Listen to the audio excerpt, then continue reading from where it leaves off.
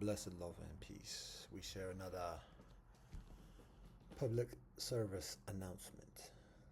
We give all thanks and praise to the Most High Elohim, known by many names and beyond all names, Rastafari, all our relations. Blessed love and peace. Hot, warm, humid, sultry. It is right now. Natural, beautiful, miraculous. Give thanks. Public service announcement, this is what it is. All we talking about relationship, man, woman, and understanding of conditions, nature.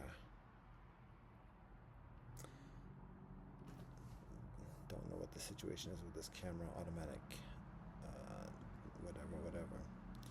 And we're already in this right now, so alright, it's gonna be what's gonna be.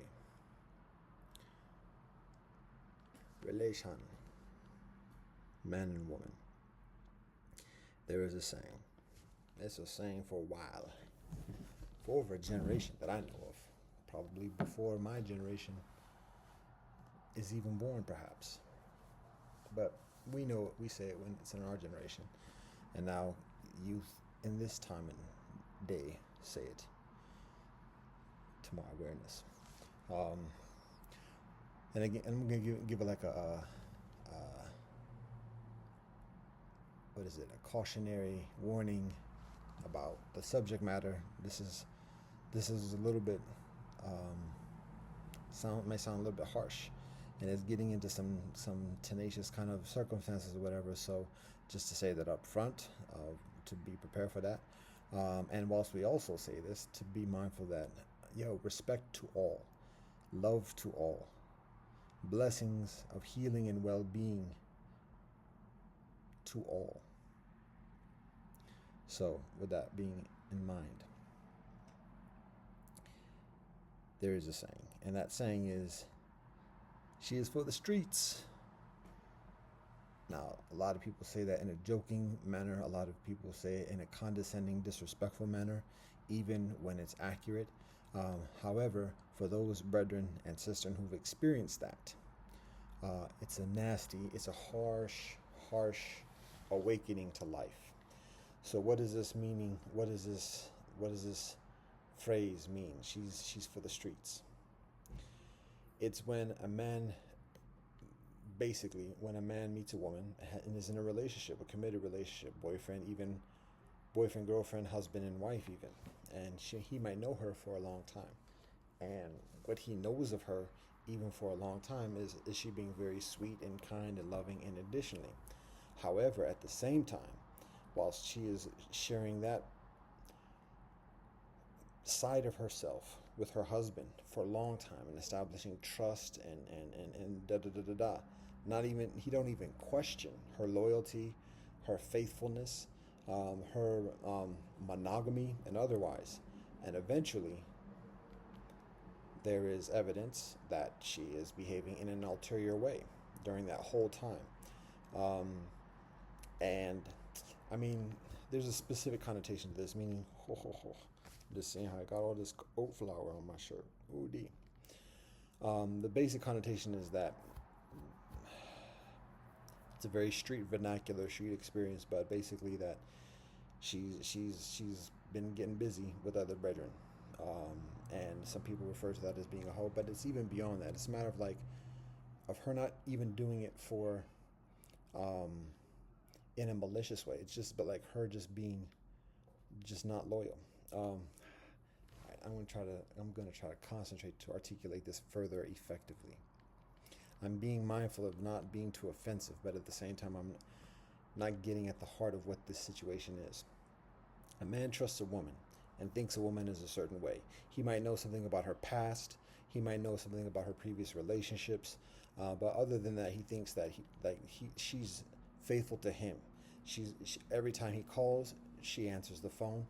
She does nothing to his knowledge to be suspicious or otherwise. For him to suspect her of cheating or being unfaithful or otherwise. However, the whole time, she's getting with other dudes, and for whatever motivation or otherwise, and even just simply for attention or because other dudes push up or otherwise. But her persona is such that it's like would never, the brethren would never have guessed that. But when it becomes like if he catches her in the act, or if like one of his boys that he knows since day one is like, yo, no, it's happening. It's disheartening. So the basic idea, I'm speaking around it a little bit, but it's the general gist of it. But one of the big things about this is that she cannot help herself. Like, she's not even doing it maliciously. She's not cheating on him to get back at him.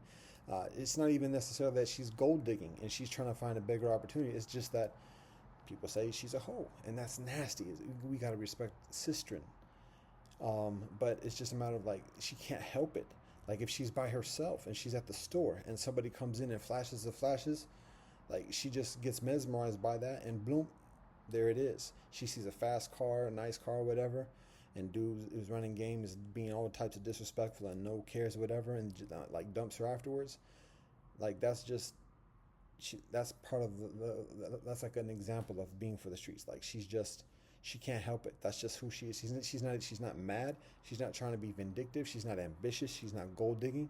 It's just who she is. It's her weakness. Dudes have a way of getting at her for weakness. She's often very attractive or whatever, so dudes have a motivation of getting at her, and she might be able to like discipline herself or hold off for the most part. But then a brethren comes in who's got big, flashy, whatever, and like she's immediately drunk and can't help herself.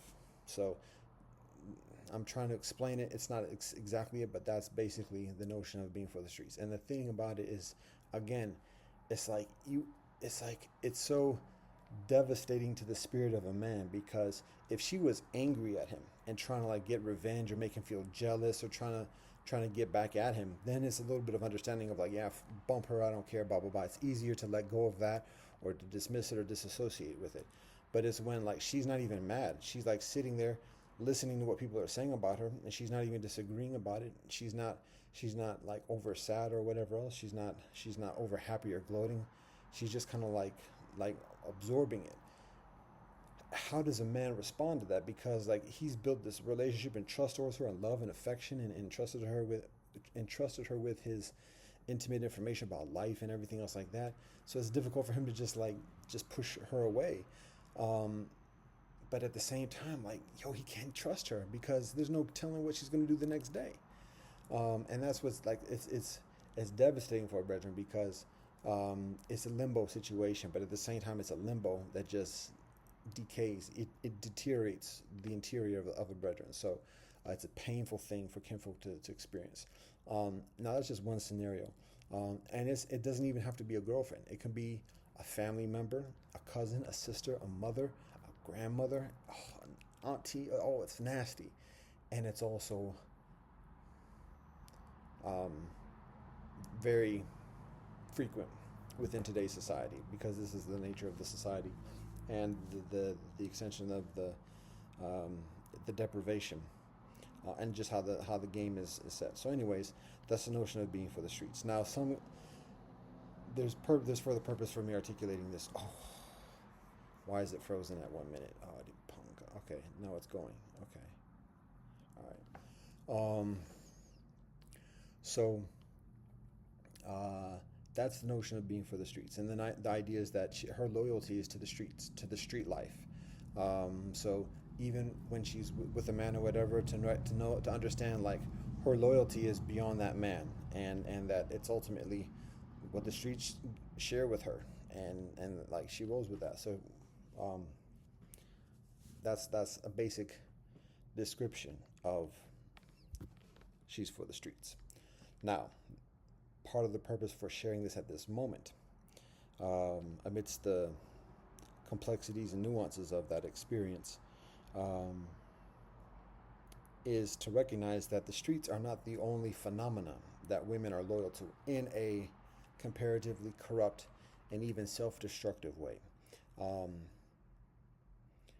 In a similar way, and in an even further pervasive way.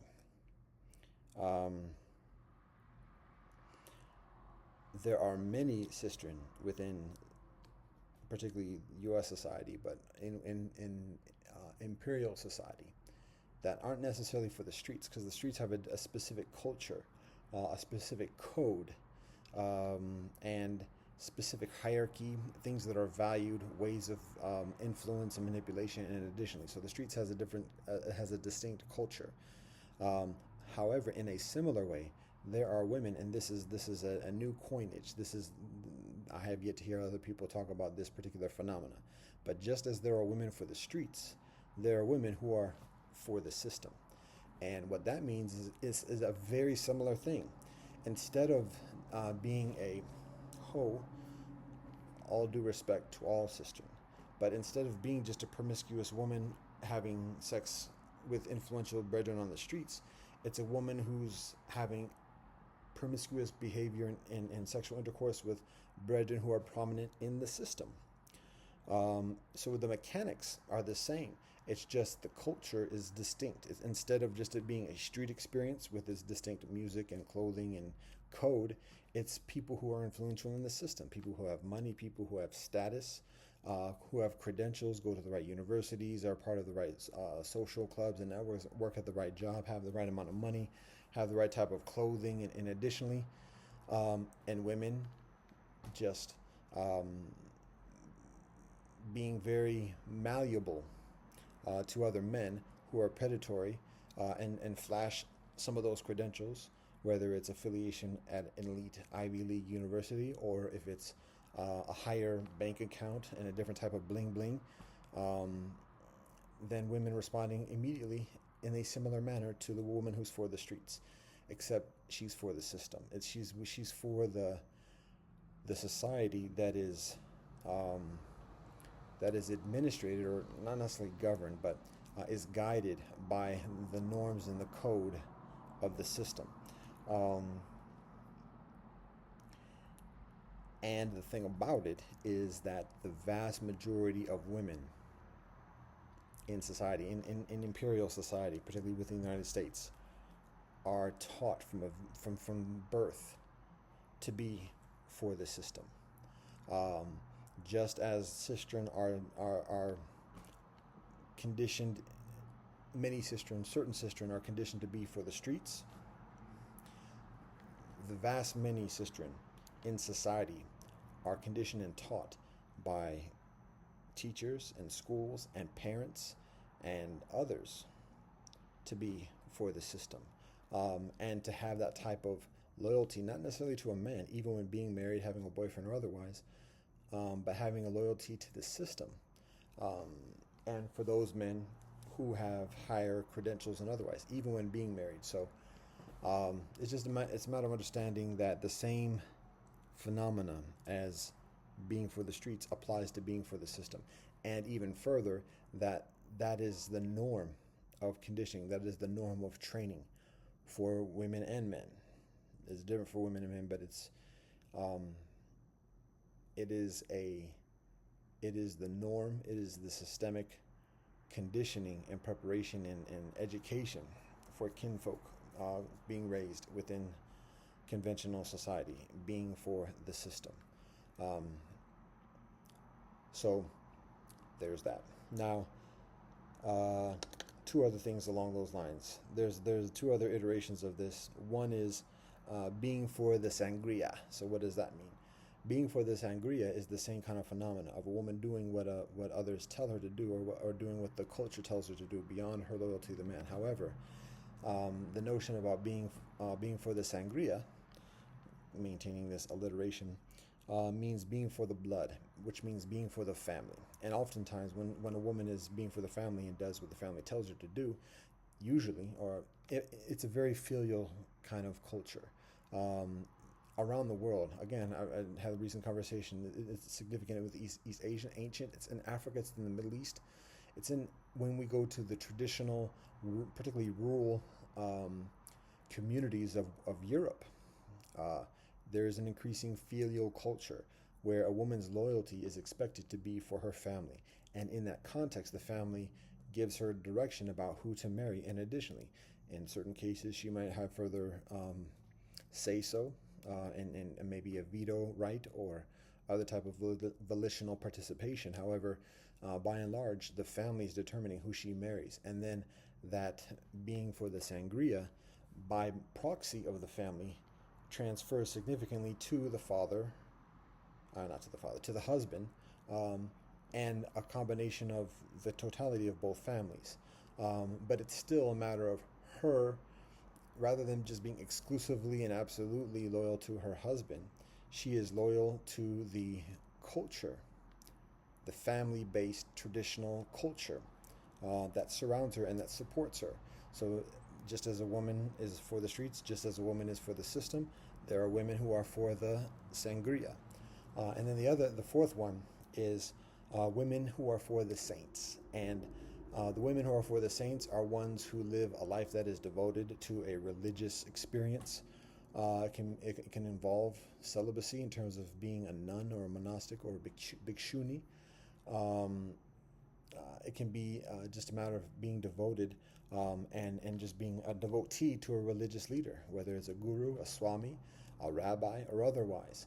And whatever husband or relationship she has with a man, husband, usually in those instances, if she's living that devoted life, then even that relationship, the husband is a devotee to the same teacher and religious guide, and the marriage is guided by the teaching and the guidance of that religious figure or the precepts of the religious community. So again, she's for the saints, and the things that she does are governed by that. So the point of this is to understand that the behavior of a woman, and we can talk about this in the context of men too, but for the moment, the behavior of a woman when it comes to relationships is governed by things that are outside of the man and things that are outside of the woman. Things that are outside of the wants and needs and volition of the man, and things that are outside the wants, the needs, and the volition of the woman. And so when a man and a woman are endeavoring to be in relationship with each other and committed relationship with each other, it is beneficial for both to be honest about what they're for. Is it for the streets? Is it for the system? Is it for the sangria? Is it for the saints? And the further honest kinfolk are about that, then the further cohesive and strengthened the foundation of that relationship is. Let me tell it, I'm still working on it. But this is some of the notes that we accumulate in the process. And a lot of times, all right, there's one other category. I said being for the streets. Now, there's a socioeconomic hierarchy, particularly in the first two. Being for the streets tends to be low class. Being for the system tends to be higher class. Probably that's the binary. Being for the streets is like the underclass, and then being for the system is the overclass.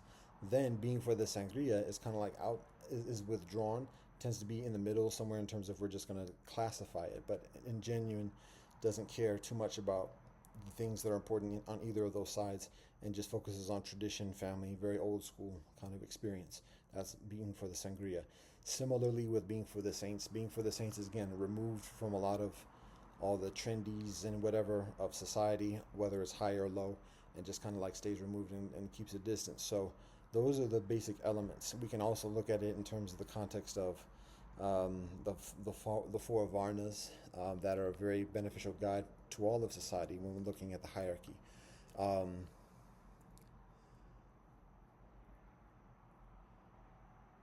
Being for the streets would be probably it doesn't equate readily, immediately, like exactly.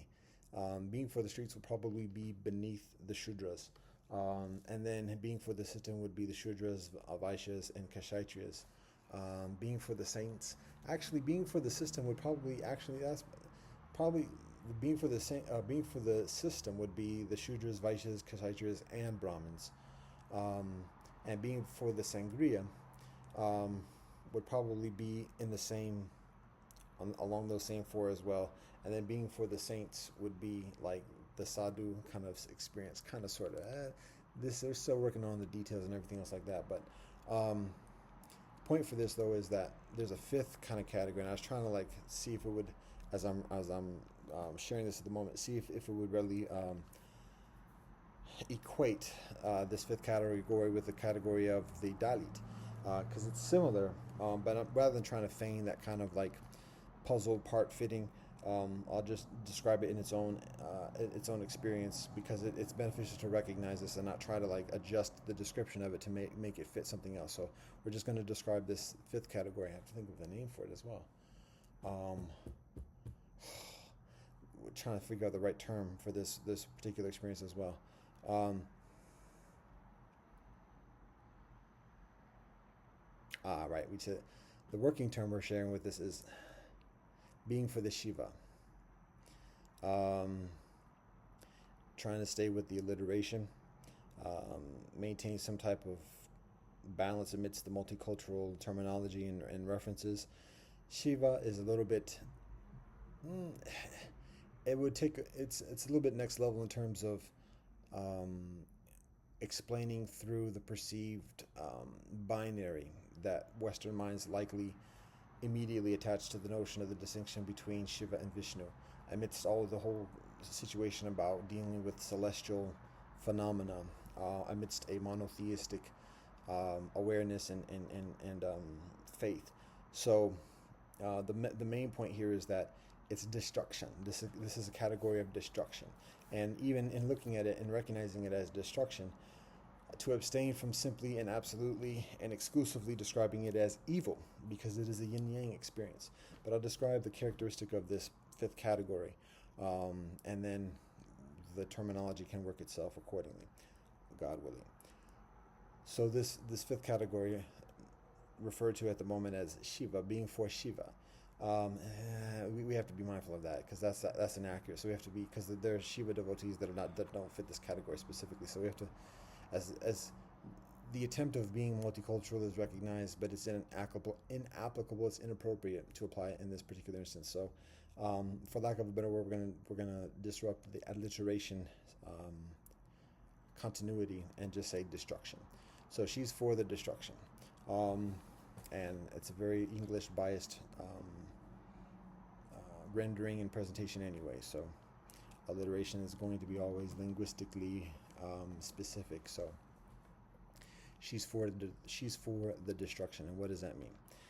When she is for the destruction, this category it means that she has a knowledge. Like, she's gone through a lot of pain in life, a lot of abuse, and she's seen a lot in life already on the part of the sister. And she's able to survive. She's able to negotiate, navigate amidst all the nasty things and whatever that she experiences. And during that process, she gets love in certain instances. She gets knowledge.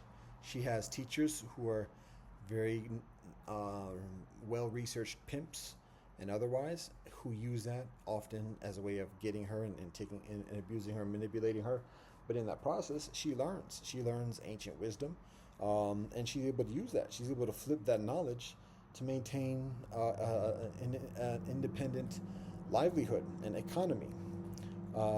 However, in doing that, she is presenting an aesthetic of the ancient wisdom.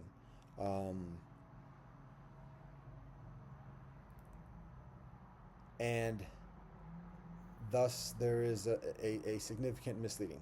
I'll be specific what I'm talking about. I'll give a specific example of what I'm talking about. This is not the only example, but I'll give a specific example. It's when much of the yoga scene in the West.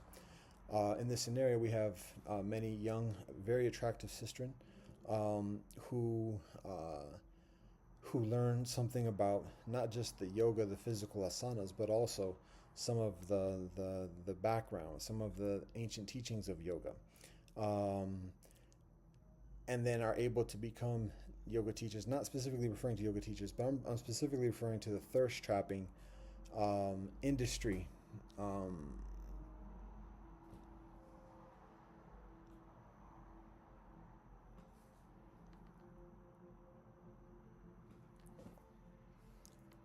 That's hilarious. Somebody started playing music. No, it's not us. That would be us. So, anyways, sounds like somebody has gotten a wind of this recording at the moment and has signaled the starting of music. So, we're going to play music as well. Because this is part of the nature of the conflict. It is the vibration of sound, and that sounds like a hyperbole. It's 100%. Um, the vibration, the vibrations. It's a battle of vibrations. It's a civil war of vibrations.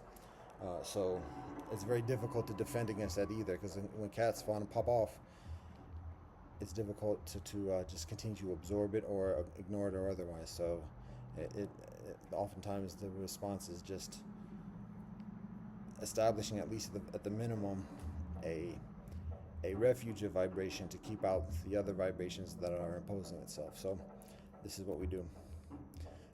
It's a leveraged position as well. We're using electricity and recorded music, but at the same time, it allows for further energy and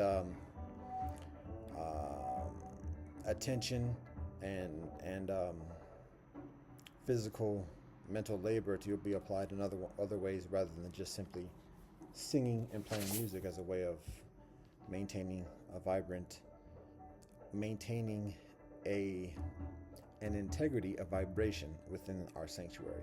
So that's this side note. So continuing back to being for the destruction. It's the yoga kinfolk, and particularly thirst trapping and using the knowledge and the wisdom of yoga, and making references that are legitimate, referring to teachings that are ancient and talking about it because that's been part of the training. But at the same time, I won't say misrepresenting it, but representing it and teaching it in a way that is one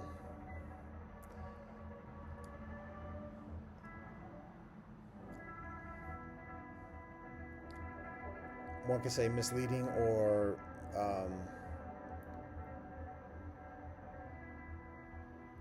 conveys a resolution that is challenging to well-being and healthiness. And by that I'm talking about young sistren who've gone through abuses in life, rape, pedophilia, molestation by family members, continual abuse, physical, emotional, and otherwise, for years and years and years. Finally reach an age and been sexually trafficked and left for dead, and all this is tenacious what so many women go through. Eventually reach and have a number of relationships during this situation, years and years, from early age, 2-3 years old. First memories is from people who are doing these atrocities, to the point of reaching, not thinking of being able to even live to puberty, and then somehow making it through, and along that with learning from everybody who's being abusive, and additionally, and eventually having a number of relationships. Sometimes men look out for a while, maybe a month or two, and do the best they can, but they're not on their own foundation to provide that support, and might have their own emotional instability, and so after a while become abusive eventually as well. And so it's like being on the monkey ladders of swinging from one situation to another, from one relationship to another, and additionally doing the best a sister can. Eventually, when sister mature, the sister who are going through these abuses, many who are able to mature and additionally become 15, 16 years old, 17 years old, are able to do things that are increasingly mainstream, make a livelihood, not even like OnlyFans, but doing something like a yoga thing or whatever. And these days, I mean, this is something that's going on for decades and generations, if not, I mean, we're talking about centuries. But particularly in the recent years, 10, 20 years, can set up things and start deriving an income, and thus being self-supporting, and additionally. And so not can defend against a lot of the predatoriness that's found on the streets and within conventional society.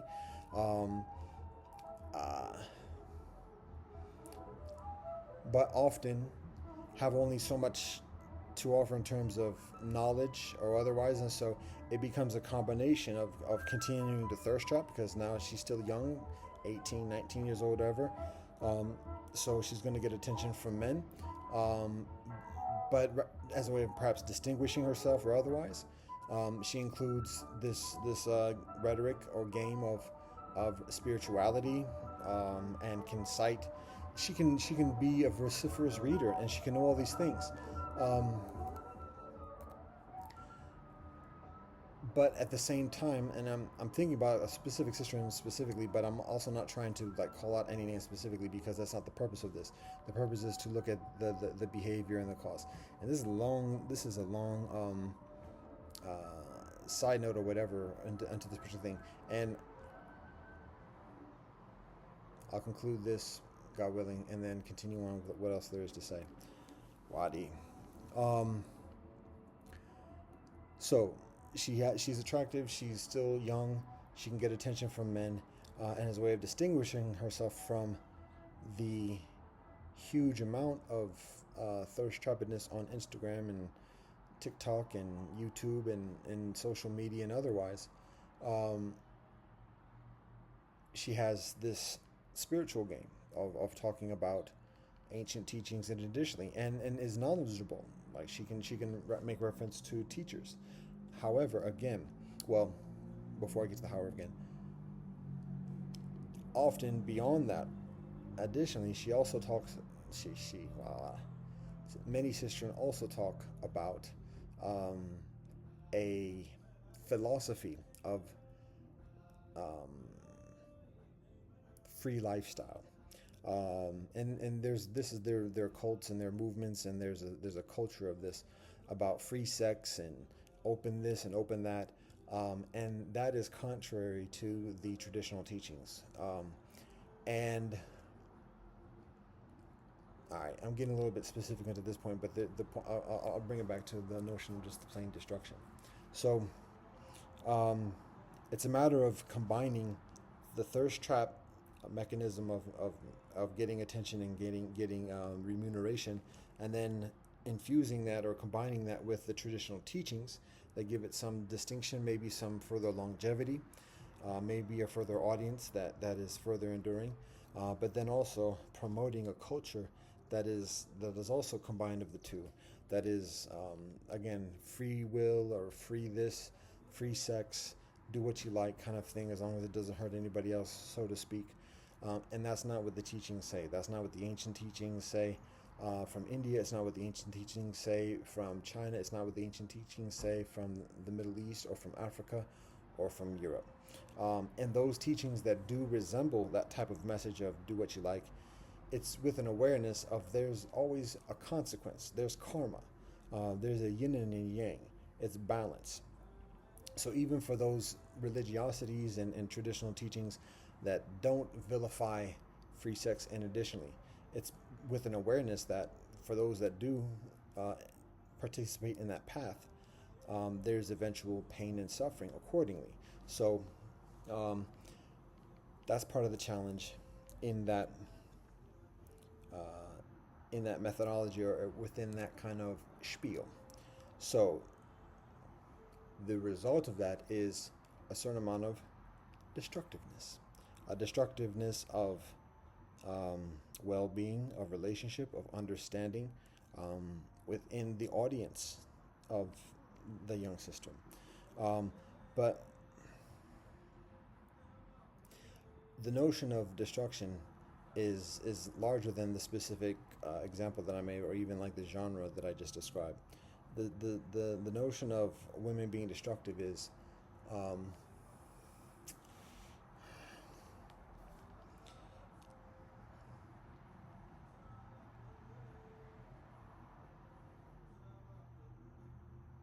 all right.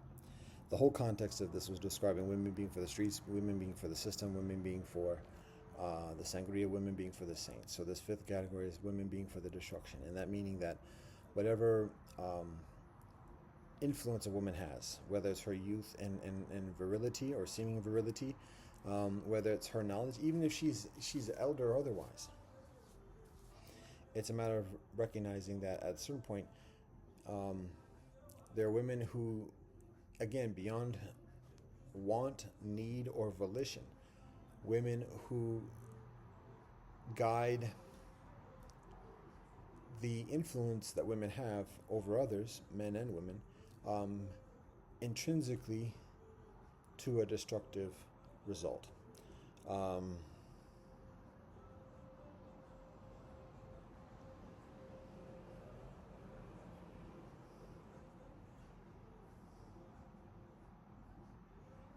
I might just leave it at that for the moment. Some of the questions that occur to better or to further explain it include like, um, why would women do that? Um, how? Uh,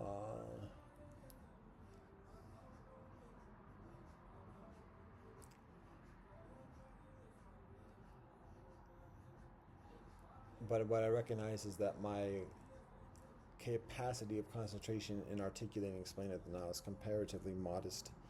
Um,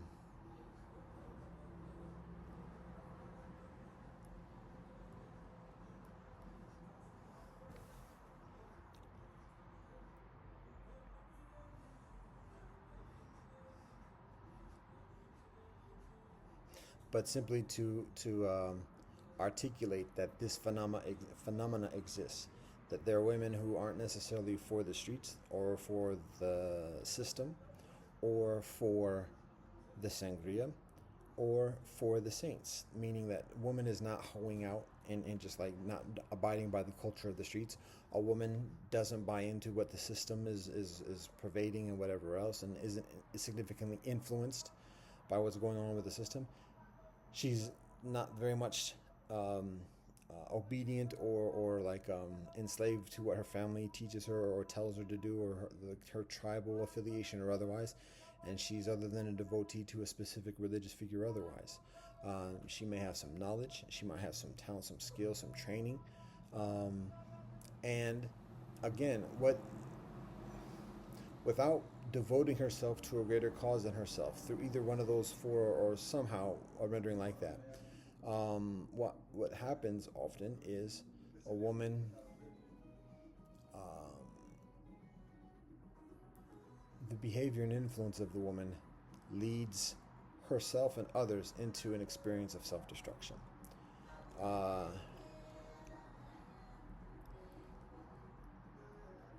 so it's a matter of being mindful of it, and that's the basic point I'm sharing. So it might not be the motive. It might again beyond her want, beyond her needs, and beyond her volition. It is what it is, and to be mindful of that. So the whole point again is for kinfolk to be honest and mindful of the purpose that kinfolk are living for, that kinfolk believe in beyond one's own self.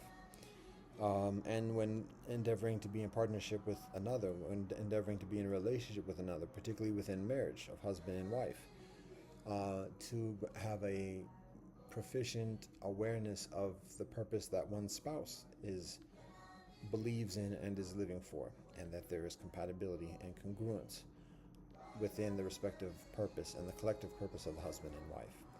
That's the point. So part of the connotation with woman being for the streets in the vernacular for the recent generations that I'm familiar with, um, there's often that a certain air of inevitability, meaning that she can't change. Like it's you're not one's not a man's not going to change her, and he's only going to frustrate himself in trying, and just go through much further pain. And there is a considerable amount of truth to that. It's not an absolute truth.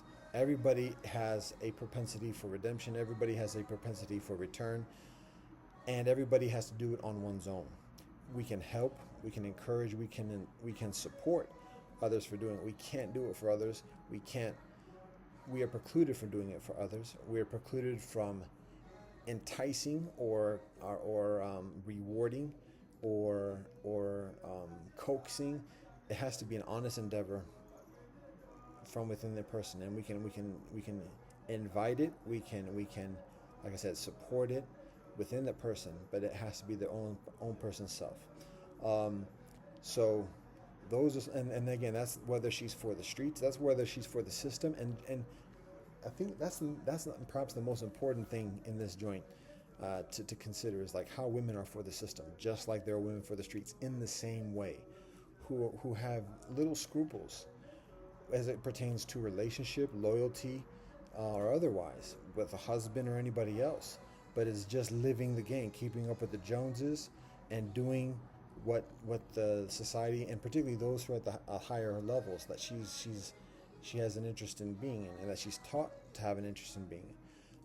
How she has further loyalty often to that rather than to her actual relations, um, as the woman who is for the streets, is that, and it's not her own want or need or volition. It's how she is conditioned, um, and there's that. So when a man is in a relationship with a woman, and like, I'm sharing this as best I can with from my experience or whatever else. I am by no means any further perfect than anybody else. I have my own inaccuracies, indiscretions, and indulgences. Um, I have yet to be properly married in a way that is recognized and supported by an accurate community. So, in terms of speaking from experience, and additionally, which is the best form of teaching, rather than just preaching this, that, and the other about things we've read or whatever else, it's about, this is what we've learned through experience. That says much further than just blah blah blah blah blah. So I learned from my own relationships with women through the years. I learned from the relationships of others. I learned from the relationships of kinfolk who are close to me. And I learned from the guidance that we are taught, from the ancients and further. So even then, I'm precluded from speaking experientially of my own marriage, and additionally to share that as an example of what to do. So in the meanwhile, as I continue to endeavor that experience, I'm sharing notes right here. I and I share notes. So, um,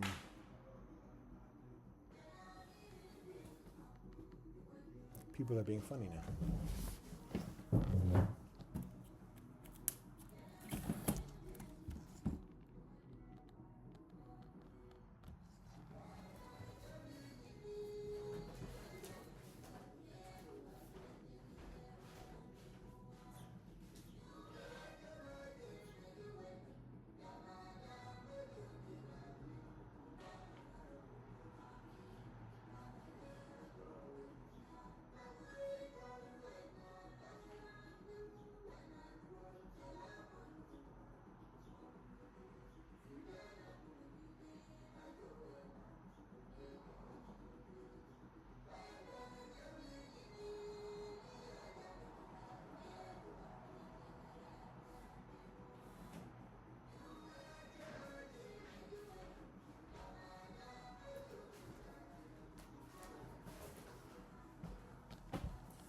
It's interesting how this camera is moving. We did not tell it to my knowledge. How dirty is the kitchen? Oh, semi-dirty. This button always undone. So somebody does a snap thing or whatever. It didn't even sound like a gun. Um, but it was like right underneath the window in the blind spot, seemingly intentionally. So that's why I got up and didn't see anything moving, and then I heard a few other pop-pops that sounded similar to it in the distance. So anyway, um, children, patience. Yeah, I don't got too much rice. The birds are not happy with me right now. I haven't put out too much for today. Oddly body, I know. Okay. Finishing this up. Purpose of this is, again, to recognize what the conditions are, and particularly for men, for brethren, rather than hating a woman, rather than blaming her for anything. It's a matter for a man to take responsibility for his own self, um, and what he brings to the table, and particularly when he endeavors relationship, when he builds and cultivates relationship with a woman, for him to be dutiful in doing that, to be attentive, to be supportive comprehensively. And when a man does, this is a big saying, but I'm saying this from faith. When a man is proficiently supportive, attentive, protective to the woman he's in relationship, when the husband is supportive, protective, and attentive to his wife, then that significantly minimizes the influence of the streets and the system and the sangria when it's disadvantageous or infortuitous. And the saints when they are disgenuine and inappropriately disfortuitous, and minimizes the influence of the destructiveness. So, women are beautiful. Women are the sanctuary of life. Women are miraculous. And it's not hyperbole, it's not pandering, it's not gaslighting, it's truth. And the truth is that the phenomena that is most nurturing and progenerative in life has the propensity of being the most destructive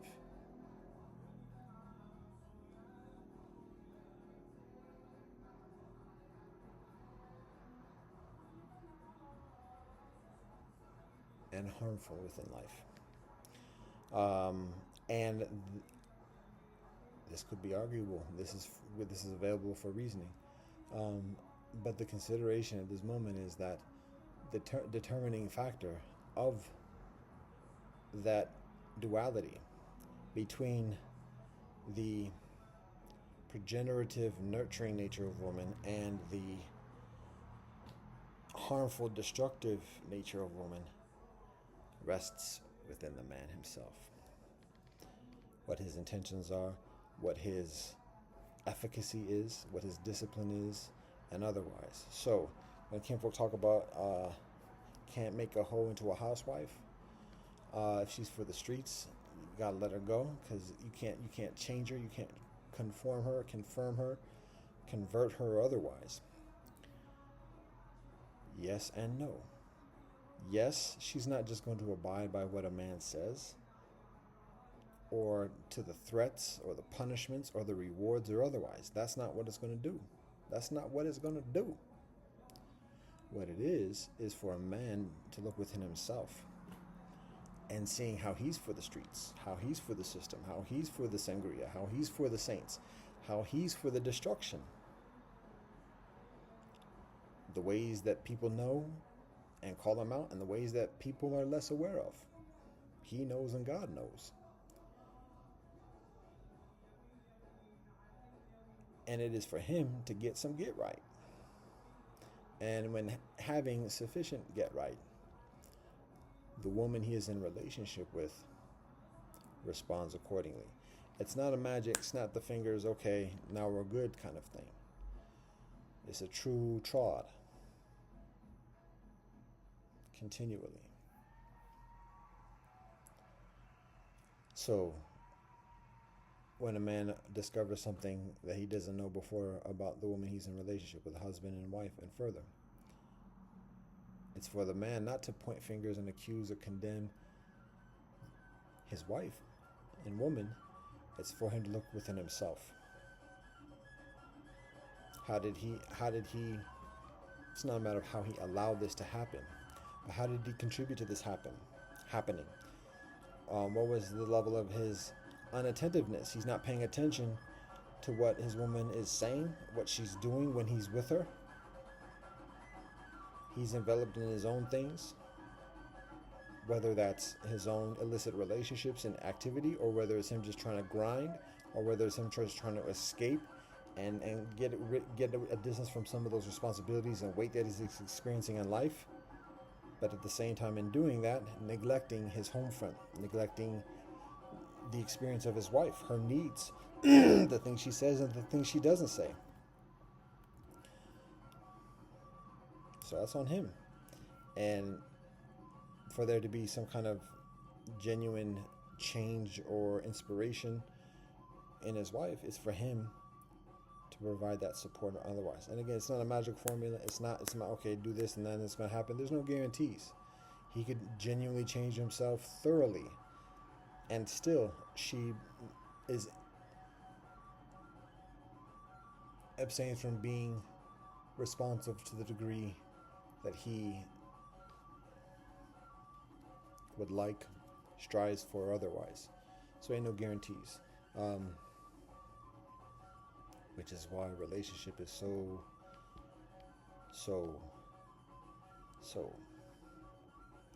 and we're gonna keep it at that. Positive.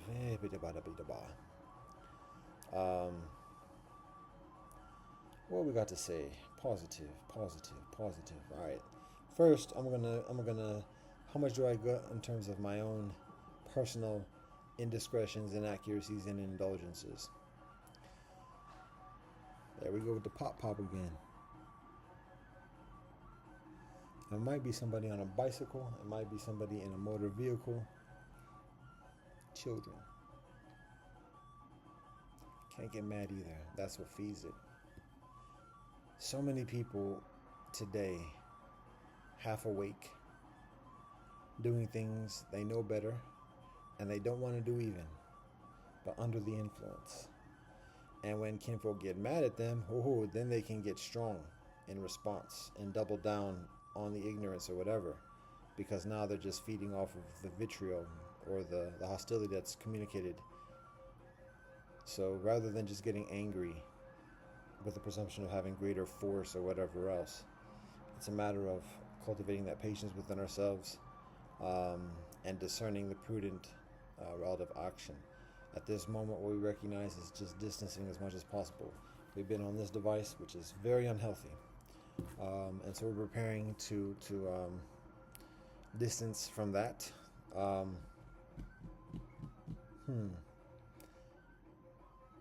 Okay, we might do that a monthly thing.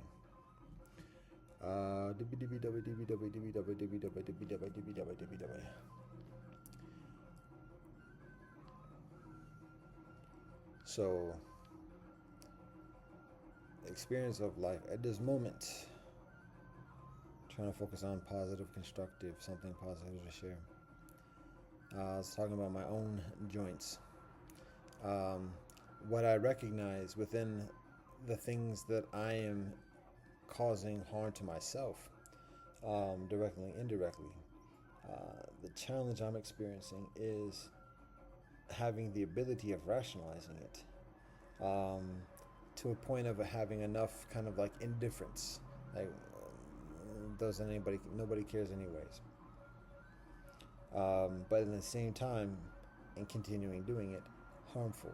That's watching self-destruction on devices like this. It's food consumption, putting on weight, probably putting on like 30 pounds just in the past week or two, because learning flour or oat actually are high in carbohydrates, IED. So I've been doing bowls of that for the past couple of weeks, and then not exercising too tough. I'm seeing the sun getting at that low stage, so we got ready because Shabbat is arriving. So what do we have? Share positive energy is in a challenging spot at the moment. It's warm, that affects it. You see the air conditioning going on right now, or not going on right now. Don't have no air conditioning in this spot. The fan is not on. This camera thing, we got to do something about this because I'm not trying to feel all that. So sitting here sweating, and that lowers the motivation for doing things. But the healthiest thing for me right now is walking, and getting exercise and strengthening the back. Because right now the back is situation. And that affects things. There are many things that I'm able to do that are significant. There are certain things that I'm not able to do that I used to be able to do, at least to the same degree, to the same in the same timeliness. And it's difficult making that adjustment. Physical things, but as well as mental things, and it is challenging. Routine discipline is most effective. Doing things routinely, being in that momentum.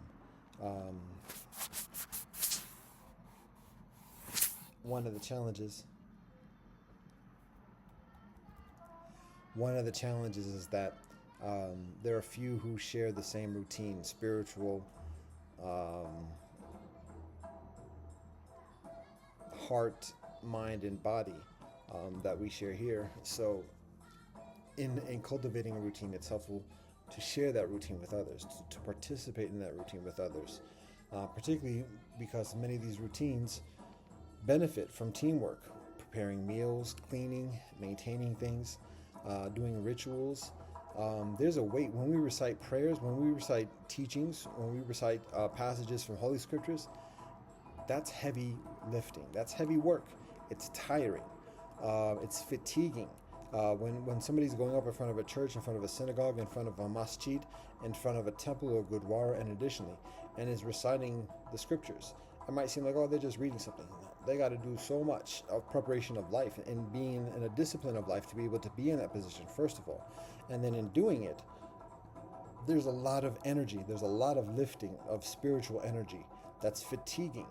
And so it's beneficial to have community where the same person who's doing that doesn't have to like prepare the meals and then serve everybody, provide hospitality, and do all the other things that occur within a spiritual community, even when it's just a community of one. First, like when I do this, to recite the teachings, to recite the prayers and the blessings, a lot of spiritual energy. Then to prepare a meal, Shabbat dinner, food after Jumu'ah, or otherwise.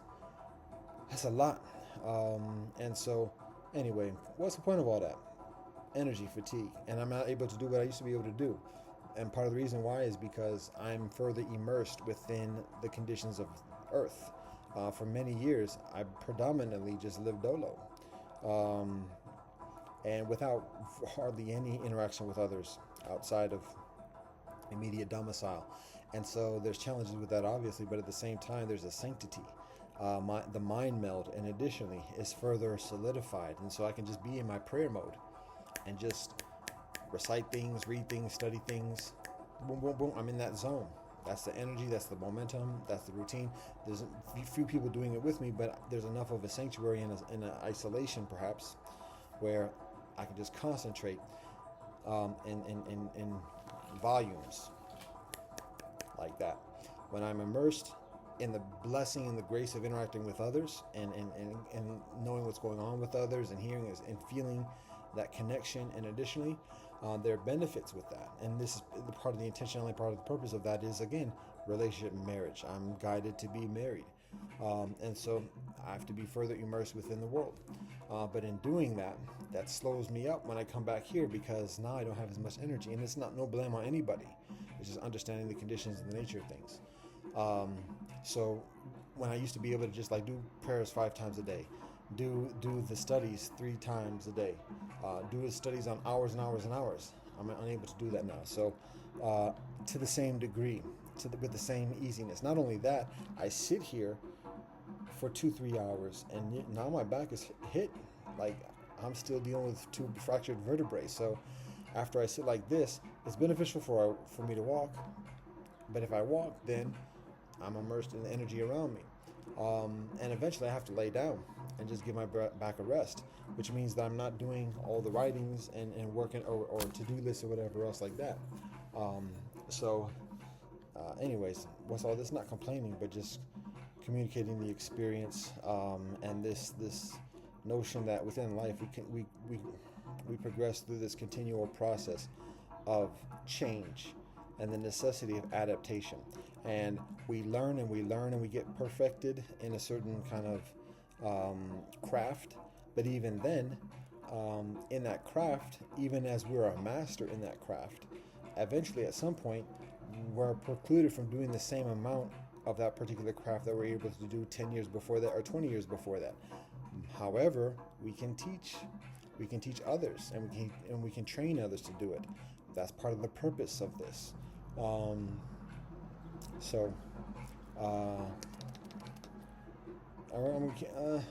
Further positive, further specific. One thing that we do have consistency with, hallelujah, Baruch Hashem, alhamdulillah, shishimido, jai om, is within our weekly considerations that we begin over 10 years ago. We've been able to do this very consistently on a weekly basis.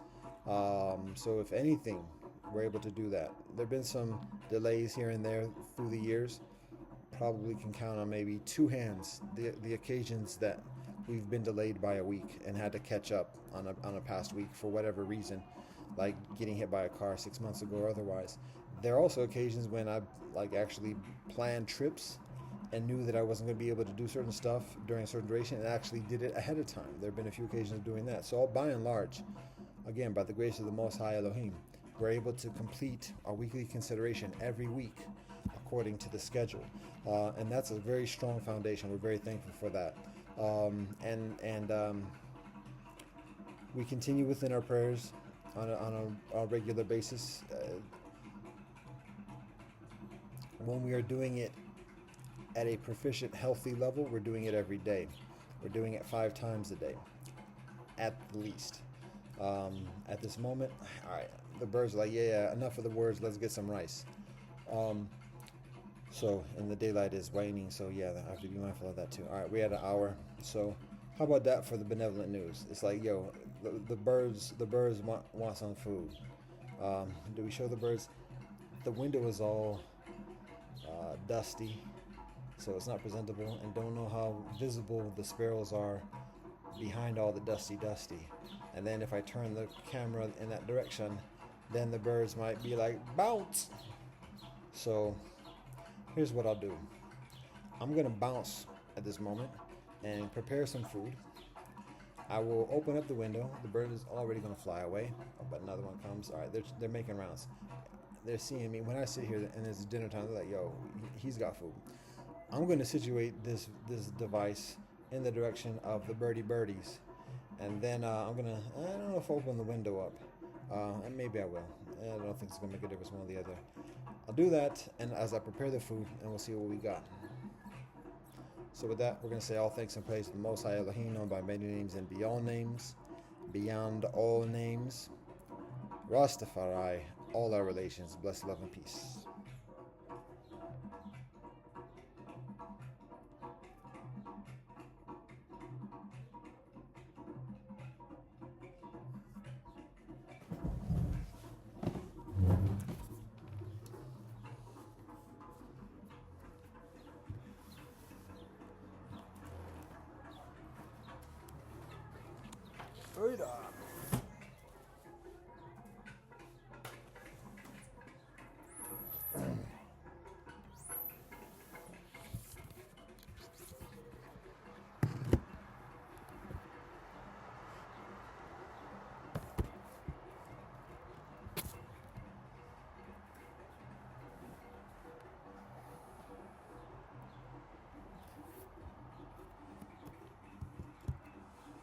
Hey, the minnow. I can't even see what's visible. The Mika.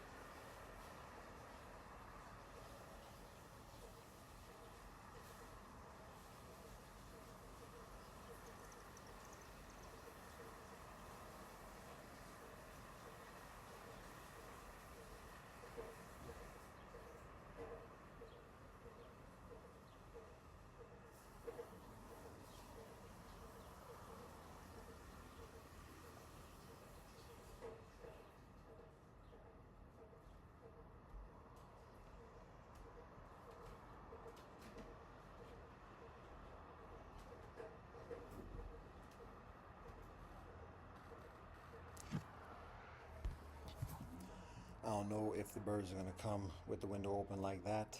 Don't know how visible it is even when I have it like that. Maybe close this up further. Don't know how much the birds are going to be comfortable with seeing a device right there, even if it's not me in the immediate vicinity. I do know that it's difficult for the birds to say no to a delicacy like deluxe unsalted plant seeds. But it may be too much of a distraction and suspicion, given the way things are. And I think we're going to prioritize the comfortability of the birdies rather than the demands of the digital, because it is further significant, further priority for the birds to be fed than for the pixels per se. And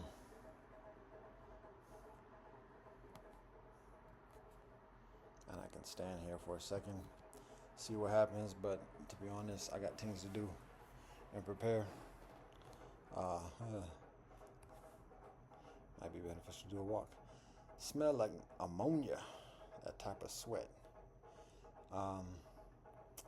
Yeah, well, let's give some space for the birds, because there's only so much daylight left. So we're gonna give all thanks and praise to the Most High Elohim, known by many names and beyond all names. Rastafari, all our relations. Blessed love and peace.